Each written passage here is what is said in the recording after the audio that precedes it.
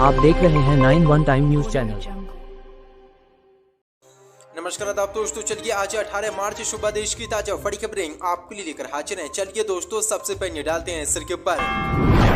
मदरसों को लेकर असम के बीजेपी के मुख्यमंत्री हिमंता बिस्वा शर्मा का विवादित बयान। कहा 600 मदरसे बंद कर दिए, अब मेरा इरादा है कि सारे मदरसों को बंद कर दूं।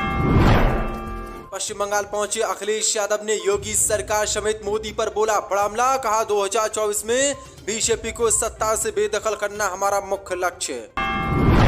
बागेश्वर धाम के बाबा धीरेन्द्र शास्त्री की महाराष्ट्र में नो एंट्री। कांग्रेस ने एकनाथ शिंदे को लिखा पत्र। कहा बाबा को नहीं दी जाए महाराष्ट्र में कार्यक्रम करने की अनुमति। मनीष सिसोदिया को कोर्ट से लगा झटका। मनी लॉन्ड्रिंग मामले में 5 दिन और बड़ी ईडी की रिमांड। मोदी जांच सकते हैं जेल। कांग्रेस ने पीएम मोदी के खिलाफ दिया विशेष अधिकार हनन का नोटिस। सोनिया राहुल गांधी पर आपत्तियां टिप्पणी का आरोप। सपा विधायक इरफान सोलंकी ने योगी सरकार पर बोला बड़ा हमला। कहा विधायक हूं, गदा बंदा नहीं, इस्तीफा ले लो, पर ऐसा बर्ताव ना करे योगी सरकार। हिमाचल प्रदेश की कांग्रेस सरकार ने पहला बजट किया पेश। छात्रों को इलेक्ट्रॉनिक स्कूटर और 25,000 रुपए की सब्सिडी। वहीं 2 लाख से अधिक महिलाओं को प्रति माह 1500 रुपए देने की कांग्रेस ने की घोषणा। तो दोस्तों, सभी खबरों को एक एक कर विस्तार से आपको बताने वाले हैं। वीडियो को दिल से लाइक कर चैनल को सब्सक्राइब जरूर कर लें। इसी के साथ से पहले बड़ी खबर निकाल के सामने मदरसों को लेकर बीजेपी के सीएम हेमंत बिस्वा शर्मा का विवादित बयान। कहा 600 मदरसे बंद कर दिए, अब मेरा इरादा है कि सारे मदरसों को बंद कर दूं। जो शपथें। असम में बीजेपी के चीफ मिनिस्टर हिमंता बिस्वा शर्मा ने मदरसों को लेकर आज झड़ उगला है। उन्होंने कहा कि मेरा इरादा है कि सभी मदरसों को बंद कर दिया जाए। हेमंत बिस्वा शर्मा ने मदरसों को सभ्यता और संस्कृति के लिए खतरा बताया। उन्होंने कहा कि असम में पहले ही मैंने 600 मदरसों को बंद कर दिया है।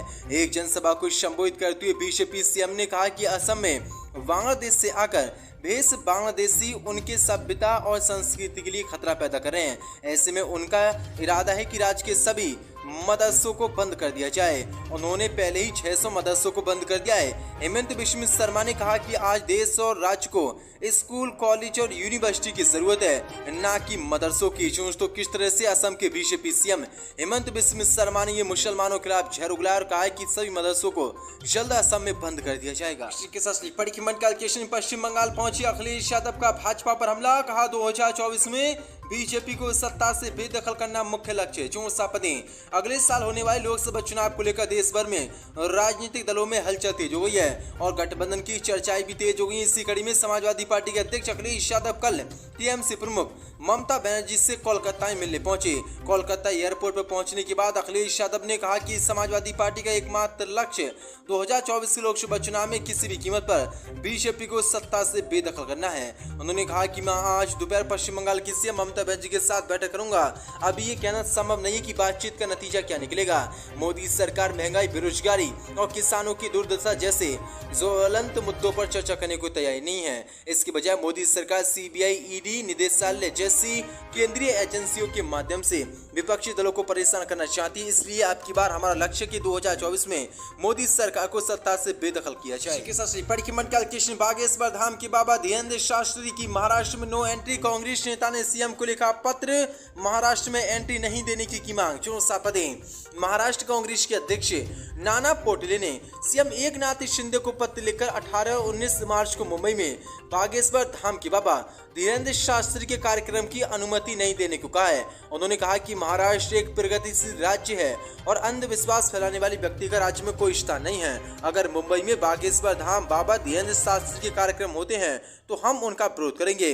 नाना पटोले ने कहा कि हम मुंबई में बागेश्वर धाम के बाबा धीरेन्द्र शास्त्री का कोई कार्यक्रम नहीं होने देंगे, क्योंकि ये देश भर में लगातार अंधविश्वास फैला रहे हैं। जो बड़ी अपडेट है के साथ बड़ी की कांग्रेस ने पीएम मोदी के खिलाफ दिया विशेष अधिकार हनन का नोटिस। सोनिया गांधी, राहुल गांधी पर आपत्तियां, टिप्पणी का आरोप। जो शपथ। कांग्रेस के सांसद केसी वेणुगोपाल ने सोनिया गांधी और राहुल गांधी के खिलाफ आपत्तिजनक टिप्पणी करने के लिए शुक्रवार को राज्यसभा में प्रधानमंत्री मोदी के खिलाफ विशेष अधिकार हनन का नोटिस पेश किया।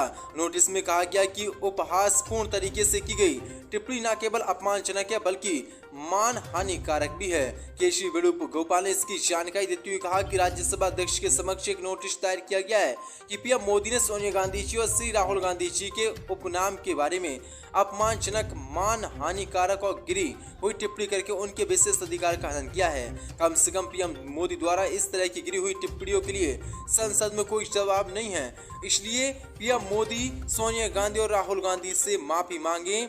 वेणुगोपाल ने कहा कि पीएम मोदी द्वारा 9 फरवरी को राज्यसभा में प्रथम दृष्टया उपहासपूर्ण तरीके से की गई टिप्पणी न केवल अपमानजनक है बल्कि नेहरू परिवार और विशेष रूप से सोनिया गांधी, राहुल गांधी जो लोकसभा के सदस्य हैं के लिए अपमानजनक और मान हानिकारक है। इसलिए मोदी को अब बड़ा झटका लग सकता है और मोदी जेल भी जा सकते हैं। इसी के साथ रिपोर्ट की मंडल किशन ने बीजेपी सरकार पर बरसे सपा एमएलए इरफान सोलंकी, कहा विधायक हूँ, गदा बंधन नहीं, इस्तीफा ले लो, पर ऐसा बर्ताव ना करे योगी सरकार। चौसा पदें। कानपुर में समाजवादी पार्टी के विधायक इरफान सोलंकी को शुक्रवार को महाराजगंज जेल से कोर्ट में पेश किया गया। इस दौरान सपा विधायक सोलंकी का साराना अंदाज दिखा तो वहीं पुलिस कर्मियों के व्यवहार को लेकर उन्होंने बीजेपी सरकार पर भी हमला बोला और आक्रोश दिखा। सपा विधायक द्वारा आगजनी के मामले में 20 और आधार कार्ड मामले में 25 मार्च को सुनवाई होगी।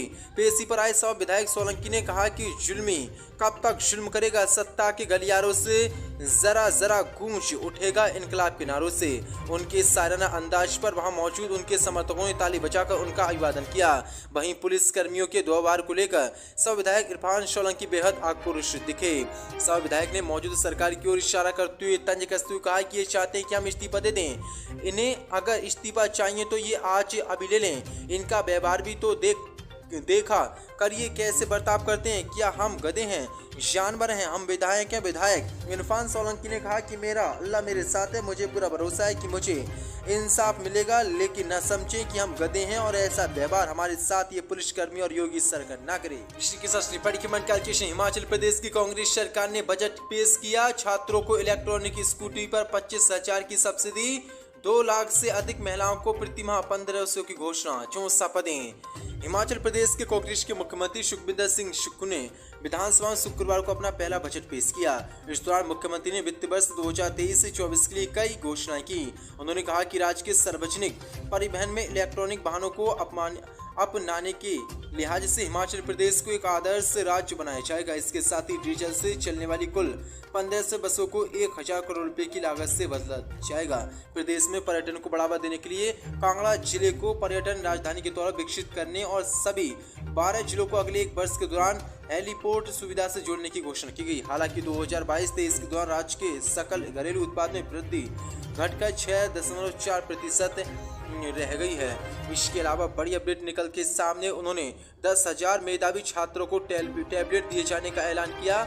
वहीं राज्य के सरकारी स्कूलों में पढ़ने वाली 20,000 लड़कियों को इलेक्ट्रॉनिक स्कूटी खरीदने में 25,000 रुपए की सब्सिडी देने की घोषणा की गई। वहीं 2 लाख से अधिक महिलाओं को प्रतिमाह 1500 रुपये दिए जाएंगे। वहीं 31 मार्च 2026 तक हिमाचल प्रदेश को ग्रीन स्टेट सरकार बनाएगी। वहीं बनखंडी में बनेगा 300 करोड़ रुपए की लागत से बड़ा चिड़ियाघर। वहीं मेडिकल कॉलेजों के भवनों के निर्माण को पूरा करने के लिए 100 करोड़ रुपए खर्च होंगे। सभी विधवाओं और दिव्यांगों की पेंशन में आयु सीमा को खत्म करने की घोषणा की गई है। वहीं पहले वर्ष 2,31,000 महिलाओं को पेंशन देने की घोषणा की गई है। वहीं 40,000 नए पात्र लोगों को सामाजिक सुरक्षा पेंशन दी जाएगी। बजट में अनाथों को हर महीने 4,000 रुपए जेब खर्च का प्रावधान किया गया है। वहीं मेधावी बच्चों को 1% ब्याज पर शिक्षा के ऋण की देने की घोषणा भी की गई है। जो बड़ी अपडेट निकल के सामने गरीबों के लिए कांग्रेस सरकार ने ये बड़े दावे हिमाचल प्रदेश में आज किए हैं और बड़े बात के साथ मनीष सिसोदिया को कोर्ट से झटका। मनी लॉन्ड्रिंग मामले में 5 दिन और बड़ी ईडी की रिमांड। जो सामने दिल्ली के उप मुख्यमंत्री मनीष सिसोदिया को फिर कोर्ट से झटका लगा है।